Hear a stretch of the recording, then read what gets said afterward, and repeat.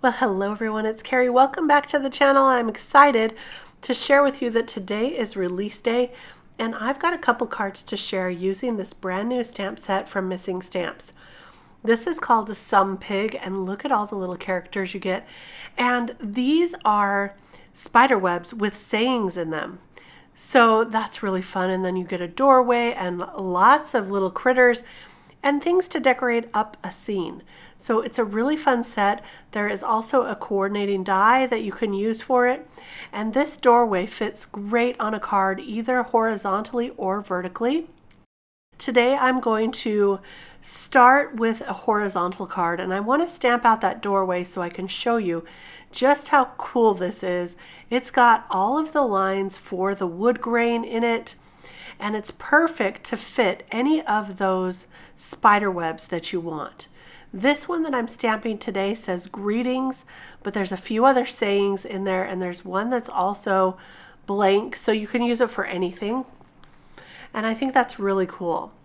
Now I've already stamped and colored and cut out a lot of the images from the stamp set, and some of them I've cut and colored twice just so I had a variety to choose from.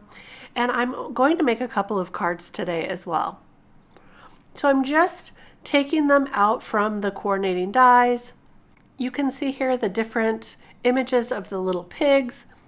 And how cute are they? There's a goose and a little chicken, some ducklings, some goslings, a little rat. There's lots to choose from. And oh, I already stamped on that little spider too, so you can see him hanging down from the spider web. So before I get started building this scene up, I want to create some inking on the background. I'm going to just mask off the bottom of the card so I can ink on the ground. I'm starting with some Rusty Hinge Distress ink, and then I'm going to come in with some Vintage Photo Distress ink just to darken up around the edges. There we go. That's going to look good just like that. Now I'm going to remove that masking tape and clean off my surface so I can put the masking tape back on the bottom portion. And I'm going to also mask off the doorway. Now you could stamp this and cut out a real mask, but I'm just using some low tack tape. It's kind of like Post-it tape here, and I'm covering up that door. It's pretty easy because it's almost nearly straight. So just had a few pieces there, and now I can ink on the background that I want to do. I'm going to create kind of a sunset look, so I've chosen some of my favorite ink colors for that. We've got a yellow, an orange, a pink, and a purple. And I'm just going to ink those on, and you can see I got a big splotch on that orange there. That's why I always say it's so great to start off your paper and then come on, and I got a little too excited here. So it's going to take me a little longer to blend this out than normal, but it's okay. I get there finally in the end, and some of the images are going to be covering that up anyway. So it's all going to work out. So I've inked on the pink, and now I'm going to ink on a little bit of the purple and then go back through all the colors to get them to blend really well. Now, if you have a hard time blending your distress inks, then maybe try the distress oxides because those blend really, really easy and they're so smooth. I'm using some Neenah Solar White paper today, so it's inking on pretty well, but look, I missed a whole stripe here of the yellow. It's okay. I'm just going to put the masking tape right back on, or the low tack tape, and add a little more yellow there, and that's going to work out just fine. Now you're not going to see most of that because I remembered I wanted to stack up a few bales of hay there. I'm going to put the little pig there and add a lot of the little critters. And I did ink on a little blue ink inside that doorway as well, so you can see there's a little bit of color there. I'm just testing out my scene now. This is going to create just an adorable little scene. But I decided I wanted to color up the doorway with some reds. So I'm taking my darkest shade and just kind of going over a few of those lines. This is a really fast way to color this. You just kind of follow the lines that the artist put in. And so it's really great to do a fast coloring like this.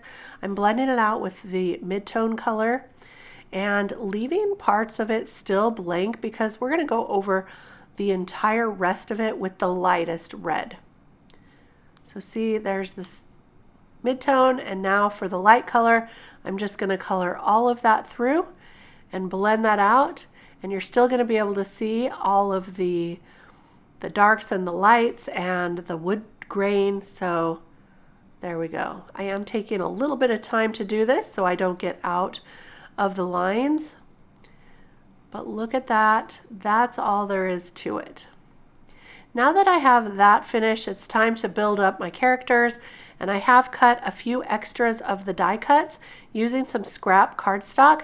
This is going to build up our elements to make them a little more dimensional.